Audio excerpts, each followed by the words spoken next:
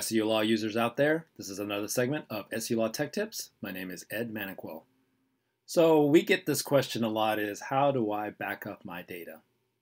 More critically is, how do I back up my data before exams? So this is a common question that we get asked a lot, and so we want to address it here now. And the best way to do it, I believe, especially on this demo, which is the Mac OS, is to use the free utility, which is Time Machine.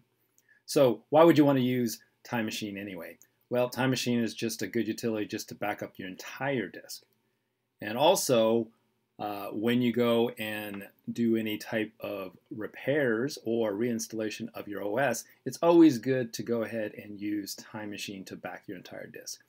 So how large of a disk that you need to have to back up your local storage? So the first thing you want to do is make sure that you have an external drive that's large enough to back up your local storage disk. So how big do you need it? What you need to do is go out there to About This Mac, go to Storage, and it should come up and tell you what your hard drive, the total drive. So I have 128 gigs and my external drive is 500, so it's about 4x. So we typically ask you about 2x. So if this was a 512, then you wanted 1 terabyte. So you're going to expect to pay around $90 to $150 for 1 or 2 terabytes. That's plenty enough for most folks.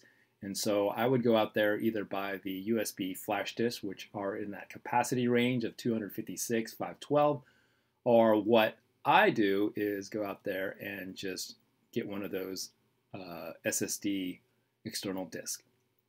So now that you determine that your storage for your external drive is adequate enough, the next thing you want to do is to go out to your system preferences and go to Time Machine and select your disk. So once you plug your external disk into your USB or USB-C for the latest Macs out there,